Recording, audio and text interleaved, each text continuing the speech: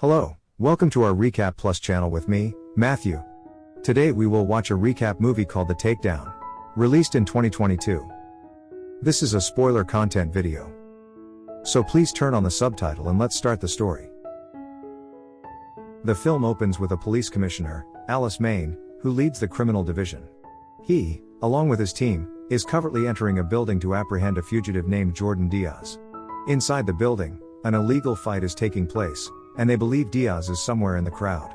Despite their efforts, they struggle to locate him. Their mission gets a break when the fight's promoter announces Jordan Diaz as the winner. Alice Main compares the winner's face with a 3-year-old photo on his cell phone, noticing a slight resemblance, albeit with some weight difference. Main nonchalantly enters the ring, grabs a megaphone, and informs the audience that their champion will be arrested. Diaz resists, freeing himself from the handcuffs, and challenges Main to a duel. The crowd enthusiastically supports Jordan as the fight begins. Main's colleagues call for backup, and the confrontation escalates. Just as the reinforcements arrive, they successfully arrest Jordan Diaz. Before departing, Main instructs the promoter to announce that the winner is a police officer. Meanwhile, Francois, a police captain with the rank of deputy commissioner at District 12, meets with his psychiatrist to discuss his career.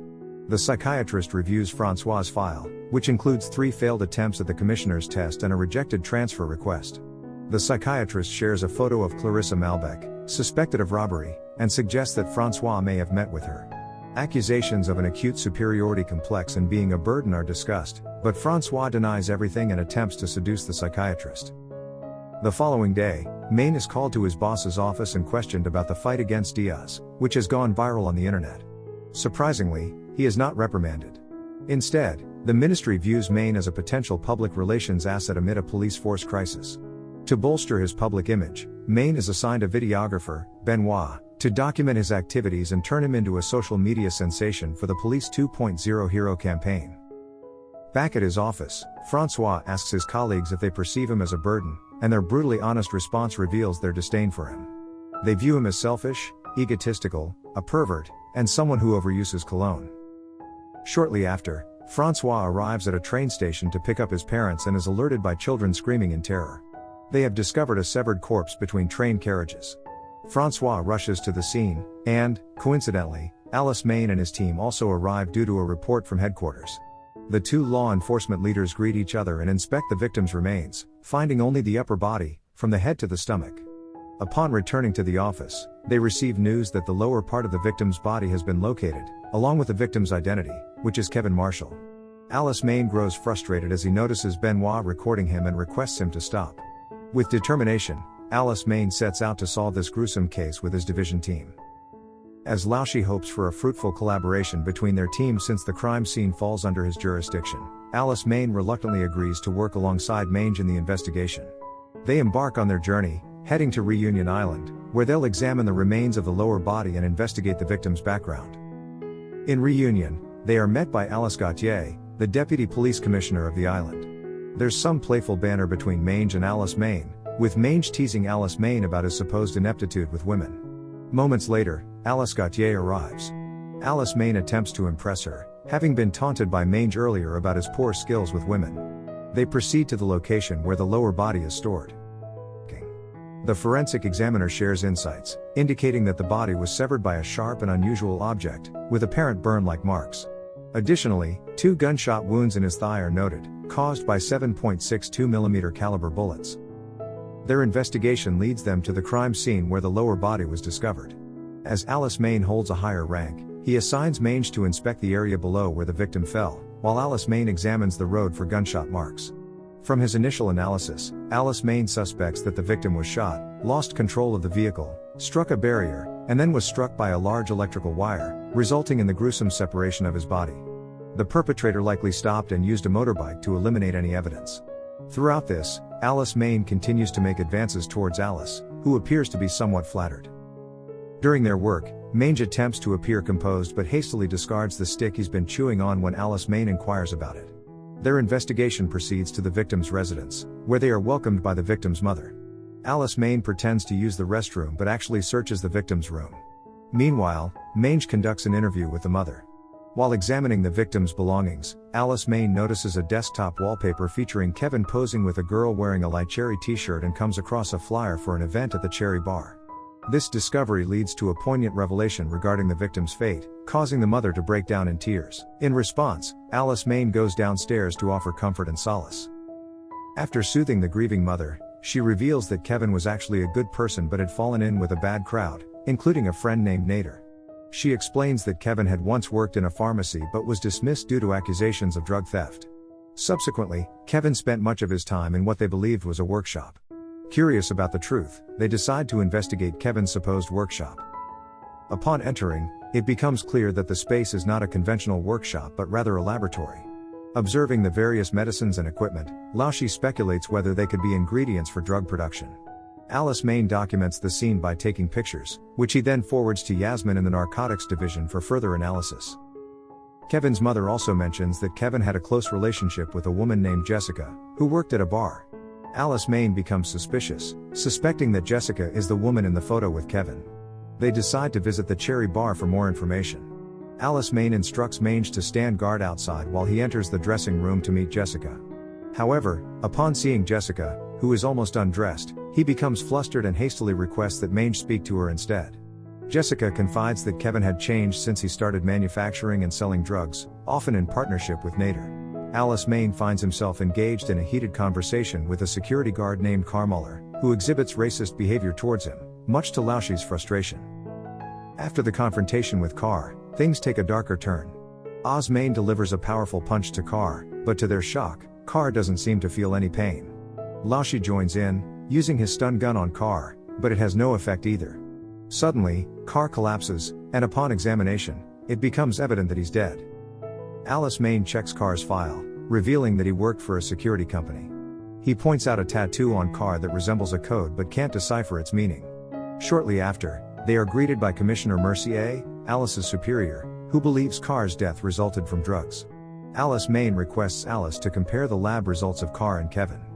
Following this discussion, they all have dinner at Antoine Bruner's restaurant, where the mayor makes an appearance. The mayor is a prominent figure with multiple businesses, including the restaurant, which he acquired when the local economy faltered, generating numerous jobs. The next day, they head to the security company, and Alice Main's unorthodox entry gains them access. They inquire about the manager but receive no response until a man named Yoran steps forward. He denies knowledge of Kevin and uses derogatory language towards Alice Main. When Alice inquires about the tattoo on Yoran's neck, he explains that it represents their discussion group known as the Sons of Clovis. Mange investigates Carr's locker, which is secured with a padlock, eventually forcing it open. However, things take a turn for the worse as Alice Main and Mange find themselves in a precarious situation, accused of drug use by a group who seem unnaturally pale. Inside Carr's locker, they discover a piece of a gun that was used as the murder weapon. Combining this with the tire tracks at the crime scene, Alice Main concludes that Carr is indeed Kevin's killer. Commissioner Mercier praises their work, awaiting the ballistic results for confirmation. Despite the closed case, Oz Main doesn't believe it's that straightforward. He still harbors suspicions about the Sons of Clovis group. He also notices Carr and his men exiting Mercier's office with a suspicious grin, raising his suspicions further. Even though the case is officially closed and Alice escorts them to the station, Oz Main believes something is amiss. He wonders if Alice is reluctant to leave him because he has fallen in love with her, unaware that Alice Main has her own doubts. Alice Main thinks that Carr was manipulated as the perfect scapegoat due to his death, allowing the case to be closed without much scrutiny. They decide to visit the laser shooting arena to locate Nader. Nader panics upon seeing the police looking for him and attempts to escape. He discloses that Kevin's death may be linked to the Sons of Clovis. Kevin had felt threatened and reported it to the police. Nader also reveals that Kevin had frequent contact with Commissioner Mercier, raising more suspicions. They start following Mercier, leading them to a house, and intend to continue tracking him. However, the mayor emerges from the house, and it becomes evident that it's his residence. The mayor tells Oz Main that Mercier came to discuss expanding the police station. Oz Main suggests that perhaps Kevin was involved in drug supply to Mercier's militia group, resulting in a threat that prompted the mayor to seek Mercier's protection. This hypothesis offends the mayor, who believes Oz Main is playing the race card, highlighting that he faces discrimination from his fellow commissioners for being the only black man. The mayor offers to help Oz Main's career by contacting his colleagues in the ministry and advises them to leave or face potential harassment charges. Despite this, they continue to tail Mercier's car. Mercier becomes aware that he is being followed and attempts to shake them off.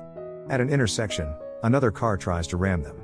Osmain tries to fire back but misses, opting to throw a smoke bomb instead. The opposing car is forced off the road and down a cliff. That night, they stay at Alice's place. The following morning, they embark on a dangerous mission without Alice. They infiltrate the mayor's house and find plans for coordinated attacks targeting KFC, mosques, and African immigrant settlements. The attacks were set to begin at 5 p.m., so they headed to the mayor's group's meeting point. Before their arrival, Alice Main instructs Alice to prepare troops in case they are needed. At the location, they find numerous cars equipped with weapons outside. Inside, the mayor delivers a speech to rally his group for a rebellion based on fascist ideology. Monge comes up with a plan. He grabs an electric button and blends into the crowd, threatening to detonate a fake bomb to halt their actions. Meanwhile, Osmain is tasked with leaving the building and waiting for a code from Monge to remove the weapons from the vehicles and toss them into the river. Soon after, Alice arrives with reinforcements, bringing relief to Alice Main. However, to their shock, Alice turns against them, leading to a physical struggle. Alice Main manages to subdue her and handcuff her to a car. Inside the building, an elderly woman approaches Osmain, attempting to grab his fake bomb.